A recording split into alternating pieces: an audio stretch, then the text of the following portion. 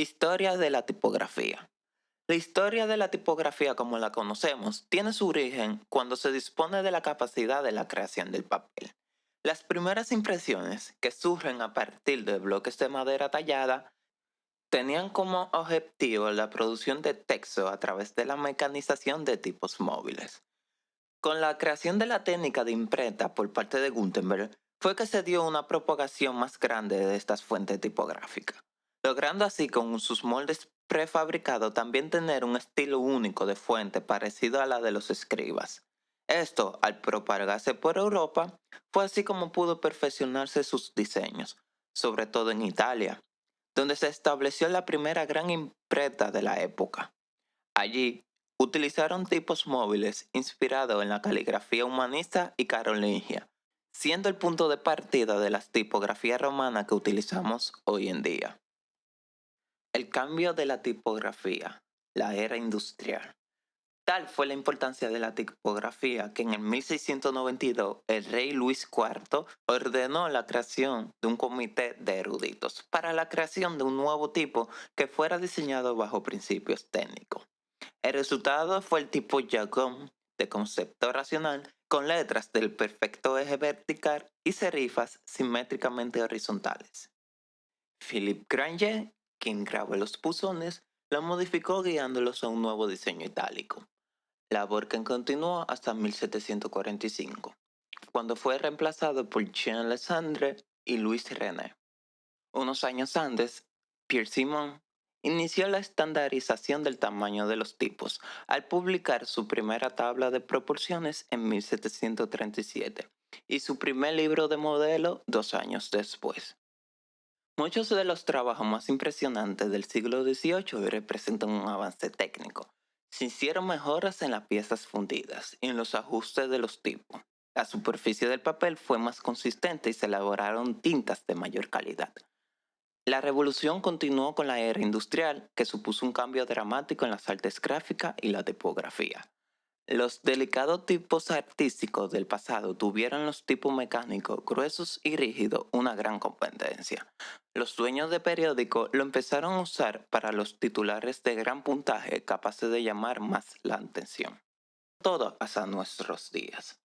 La litografía offset hizo que los tipos de metal fundido desaparecieran de la circulación y la venta de los primeros Apple Macintosh en 1982 mostraron un sistema operativo en lo que se podía escoger diferentes tipos de letras para su aplicación en hojas de texto.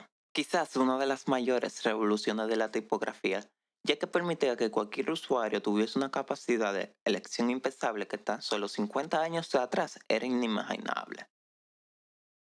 A partir de aquel momento, las computadoras animaron a los diseñadores a pedir más y más tipos de letras para cubrir sus aspiraciones creativas, y los nuevos programas de diseño profesionalizaron la tipografía digital.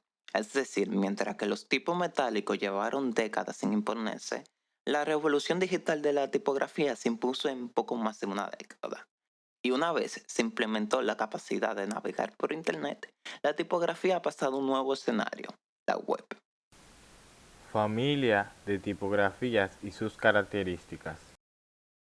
Nuestro alfabeto es un sistema de caracteres cuya interpretación permite la representación visual del lenguaje. Por eso, la importancia de la tipografía en el campo del diseño.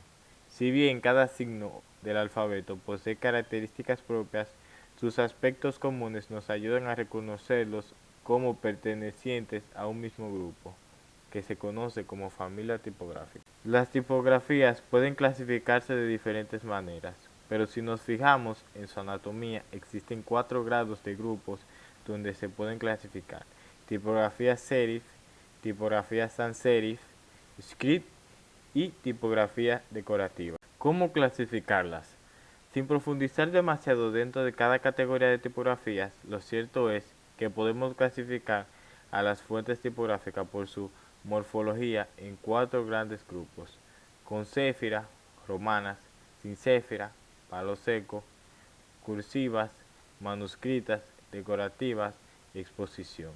Vamos a conocerla una por una para que puedas ver y aprender las diferentes formas que tienen. Tipografías con serifa romanas. Las tipografías con serifa son aquellas que cuentan con remates o terminales, que son esos pequeños adornos ubicados en los extremos de los trazos de los caracteres. Las tipografías series suelen ser concebidas como serias y tradicionales. Cuentan con un aire académico o institucional. Son tipografías idóneas para párrafos o textos largos, ya que los pequeños terminales o serifas contribuyen en el que se cree una línea imaginaria debajo del texto que facilita mucho la lectura a nuestro ojo. Las segundas son tipografías sin serifa, de palo seco. Las tipografías sin serifa o de palo seco, sans serif, se caracterizan por la ausencia de remates y terminales. Se diseñan sin serifas. Sus trazos apenas representan contrastes.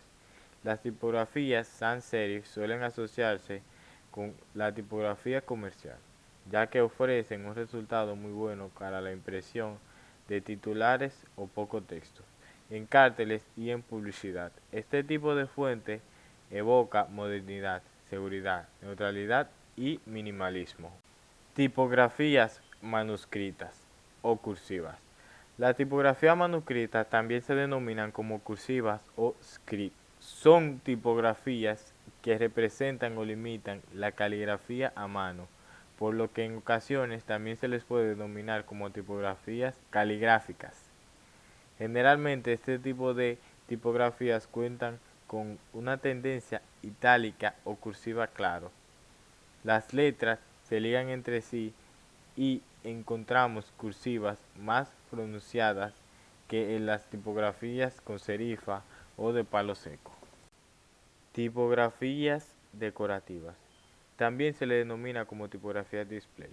Están consideradas como tipografías divertidas, más desenfadadas, pero pueden transmitir una gran variedad de sensaciones.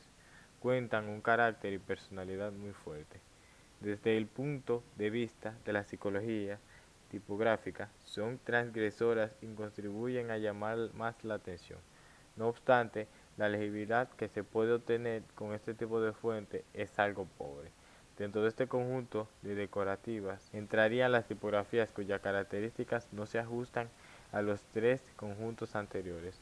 Suelen crearse para fines específicos donde la legibilidad no se tiene demasiado en cuenta, como por ejemplo el branding de productos en el sector de alimentación, ya que son muy expresivas y suelen contar con atributos más llamativos. La tipografía no es más que el estudio, diseño y clasificación de los tipos y conjuntos de letras con características comunes, así como el diseño de letras, o mejor dicho, caracteres unificados, los cuales comparten propiedades visuales similares. Ya con esto nos podemos dar una idea de lo importante que puede ser la tipografía, ya que con el estudio de la misma podemos elegir o diseñar buenas fuentes para nuestros diseños, haciéndolo mucho más atractivos. Pero hay que aclarar una cosa, la tipografía es solo el diseño y clasificación de letras o caracteres. No es lo mismo que el lettering, que se centra mucho más en el dibujo de letras, ni que la caligrafía, que es el conjunto de características o técnicas que emplea una persona al escribir. La tipografía podemos utilizarla para darle un buen toque a nuestros diseños usando los caracteres indicados para cada tipo de diseño. Si por ejemplo se busca dar un toque elegante a algún restaurante, pues se pueden utilizar tipografías cursivas. En cambio, si se le quiere dar un toque más profesional, pues se pueden usar tipografías sans serif. Ahora bien, el cómo usar las tipografías también es importante, ya que intentando innovar o ser original, pues se pueden cometer algunos errores. El más frecuente vendría siendo utilizar tipografías anticuadas o extrañas o que no puedan combinar entre sí, como lo vendría siendo Comic Sans. También el no saber dónde posicionar bien una tipografía para que ésta haga contraste con el fondo. Y por último, el no saber cómo implementar las mayúsculas o las minúsculas en los textos. Cuando se sabe implementar las minúsculas y las mayúsculas en los textos, pues se puede dar un contraste a lo que se le desea dar el contraste, como puede ser el título. Y también se le puede dar un descanso visual al lector en partes como los textos o los subtítulos. La tipografía usa sus propios sistemas de medidas y sus propias unidades. En composición con tipos metálicos, el cuerpo hacía referencia a la cara completa que contenía el carácter y el valor que determinaba en última instancia el tamaño de la letra. El punto tipográfico es la unidad más pequeña y también la más utilizada hoy en día para concretar el tamaño, el espaciado y la interlínea de los textos. Los fabricantes modernos de tipos de letras, que ya son digitales, todavía conservan este sistema de dimensiones tradicionales, el sistema estándar que es el actualmente establecido. Así pues, cuando decimos que un texto tiene 8 puntos, en realidad nos referimos a la altura de una de las caras del bloque de metal donde figuraría el carácter y se hubiera fabricado con el antiguo sistema de tipo móviles de imprenta. Como sabemos, la unidad de medida en la imprenta es el punto, a base del cual se fabrican los tipos y demás materiales tipográficos. El punto DTP o Desktop Publishing o punto PostScript corresponde a un 72avo de pulgada y puesto que una pulgada equivale a 25.4 centímetros, el punto DTP representa 0.52 milímetros. Otra medida importante utilizada por los impresores es la pica, también llamada Cicero en algunos países europeos, que equivale a 12 puntos. Sin embargo, en sistemas electrónicos de composición tipográfica es recomendable usar el sistema métrico decimal para las dimensiones de los objetos y el tamaño de la página y reservar los puntos para el tratamiento de texto. A grandes rasgos, podemos distinguir 3 grupos de tamaños de tipos con diferentes finalidades de uso. Están los tamaños de referencia que comprenden entre 5 y 8 puntos aproximadamente. Se usan en notas al margen y notas al pie, listines telefónicos, diccionarios, etc. Tenemos los tamaños de texto entre 8 y 12 puntos aproximadamente. Se usan habitualmente para texto corrido, como en el caso de los libros. Y por último tenemos tamaños de visualización o display a partir de 14 puntos, que estos se emplean en los elementos que tienen que ser leídos a distancia, como titulares, letreros, carteles, señales, etc. El punto Didot. El punto Didot es una unidad de medida usada desde el siglo XVIII por los tipógrafos de Europa continental. Un punto Didot es la 12ª parte de un Cícero y mide 0,3759 milímetros. En origen media sería 0,3766 milímetros, pero en 1978 se acordó normalizarlo con 0,3759 milímetros. Es levemente más grande que su equivalente anglosajón, que es el punto pica. Su inventor fue el tipógrafo francés François-Ambroise Didot, quien lo propuso hacia mediados de los años 70 del siglo XVIII, como parte de una racionalización del sistema de medidas tipográficas para sustituir los puntos tipográficos anteriormente establecidos. El sistema Didot ha sido adoptado en todas las funcionalidades y fundiciones del mundo, excepto en Inglaterra y Estados Unidos, en donde el punto tipográfico está basado sobre la pulgada inglesa, cuya equivalencia con el sistema métrico es de 0,352 milímetros, y la altura de los tipos, algo inferior a la altura Didot, corresponde a 23,312 milímetros.